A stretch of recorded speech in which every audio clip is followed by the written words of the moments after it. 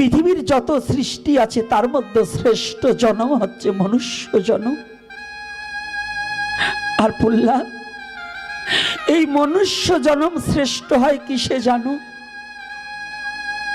শুধু মনুষ্যকুলে জন্মগ্রহণ করলে এই মনুষ্য জন্ম শ্রেষ্ঠ নয়,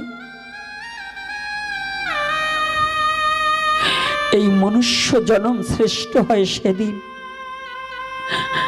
যদি মানবকুলে জন্মগ্রহণ করিয়া বৈষ্ণব সঙ্গ সাধু সঙ্গ করিতে করিতে গুরু আশ্রয় যেদিন হবে, সদ্গুরুর কৃপা তোমার প্রতি যেদিন বর্ষিত হবে, গুরু কৃপায় যেদিন সখী অনুগত হয়ে ভজনের পথ খুঁজে পাবে, সেদিন হয়তো মানব জন্ম তোমার ধন্য হয়ে যাবে। হরিব